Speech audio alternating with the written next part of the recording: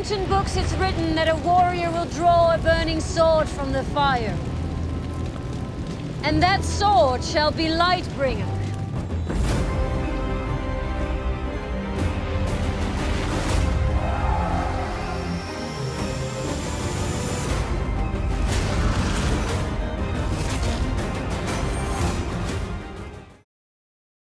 Hey everybody, it's Charlie. You guys have been asking me all kinds of questions about Beric's flaming sword, Azor Ahai, and Lightbringer as the TV show treats it versus the books, so I'm just going to explain what's going on.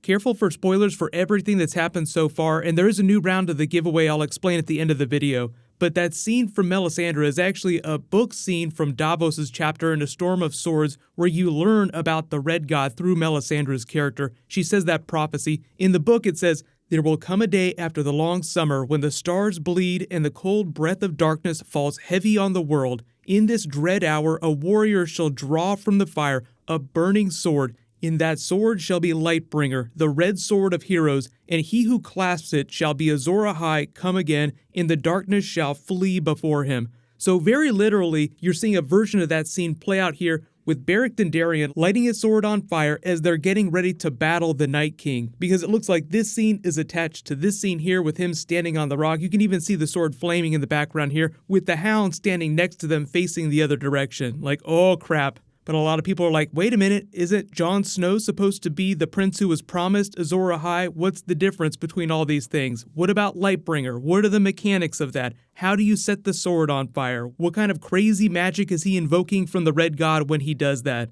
Between Stannis and Beric, we've seen at least 3 flaming swords on the TV show. We've seen Beric do it twice because I just included that clip, and in the longer version of that early clip I included with Melisandre talking about Lightbringer, Stannis walks up to one of the idols of the Seven and yanks a flaming sword out of it and then puts it in the snow.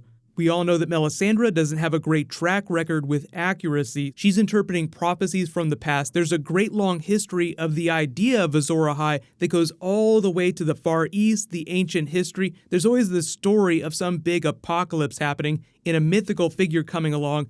The people of all the different cultures of the world within Game of Thrones have different names for that person, and Azor Ahai is just one of those names. We even saw a preview image of Gilly Samwell in the Citadel. The page that she's reading is actually a page talking about the history of Azor Ahai and all the different cultures. The TV show does a really good job of setting up big concepts, then paying them off, like it prepares you for a big magical twist. Beric Dondarrion is what I'm going to call the explainer character. He's called the Lightning Lord because of his sigil, looks like a bolt of lightning. But the way the TV show has changed his character is it's turned him into an explainer for really big, crazy concepts. So you listen to Melisandre talk about how he got resurrected by the Red God 6 times. That was all the way back in Season 3. You cut to the beginning of Season 6, Jon Snow is dead. And even if you ignore all the narrative cues that tell you that he's a main character and is going to be much more important in the future, you still wonder what's going to happen to him. But you listen to things like this. Melisandre believes so strongly in the power of the Red God that Jon Snow was the prince who was promised, even though she just got done believing that Stannis was that person. She has her crisis of faith, but then tries again and brings him back. So suddenly you realize why they spent so much time in that Beric moment with Melisandre and Thoros. So I'll say right off the bat, I do not think that Beric is Azor Ahai, but he is wielding a version of Lightbringer. I think those terms are just ways of talking about really important figures. It's meant to be a generalization. The prophecy of the prince who was promised is written in High Valyrian. It's gender neutral. Daenerys is also a princess who was promised too. Her song is also a song of ice and fire, just like Jon Snow is literally the child of ice and fire, Lyanna Stark and Rhaegar Targaryen. So there is no one magical Azor Ahai character, but in the way the show explains things, it shows you how Beric lights his sword on fire. So 1, it involves a blessing from the Red God. There's actually a magical, sacrificial component to it, like he gives of his own blood. There is power in blood. Melisandre is obsessed with Jon Snow's blood. And the more kingly your blood, the more powerful it is. So if Beric is able to light his sword on fire, sort of infusing it with the power of the Red God, strengthening it, then think about what Jon Snow would be able to do with his blood. There's some special reasons why I think that Beric and the Brotherhood were sent north of the Wall with Jon Snow on this special mission here, but there's also more practical reasons that they put it in the trailer, because you see it and you're like, oh my god, is that Azor Ahai, flaming sword, what's going on? No, that's not what they want you to take away from that. One, I think the narrative reason for Beric going north of the wall is to give Jon Snow an explainer, give us, the audience, the explainer for what's going to be happening next season, the crazy powers that Jon Snow will invoke when he's fighting the White Walkers. And the second big reason is that it just looks really badass, so that anybody walking by on the street who didn't know anything about Game of Thrones, saw somebody light a sword on fire, would get really interested.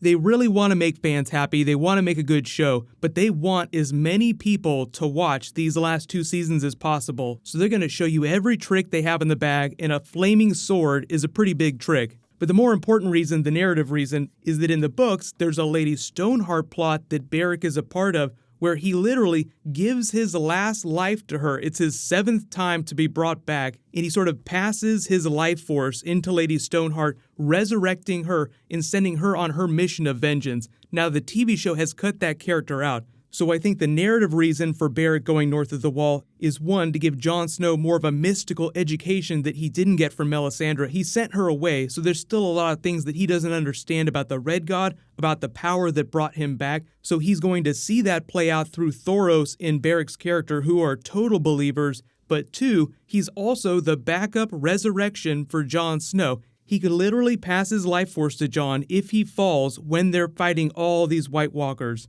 Beric isn't necessarily at the top of my death predictions list, but because of the way his character went down in the books, I feel like he's ready to throw himself on that sword when they're in this moment here. And it just feels like a bit of a hat tip for them using him for a big Jon Snow twist and setting up even more spectacular looking things, more flaming swords, next season. So hopefully that explains the mechanics of Lightbringer. Literally just takes a blessing from the Red God and some of your own blood. The more powerful your blood, the more spectacular the effect. And 2, the Lady Stoneheart Breath of Life twist, just passing life from one person to another, getting the most important people where they need to be. So if they fall in battle, you can bring them back. But it's a very, very special thing, which is why I think that Thoros and Beric are both standing there.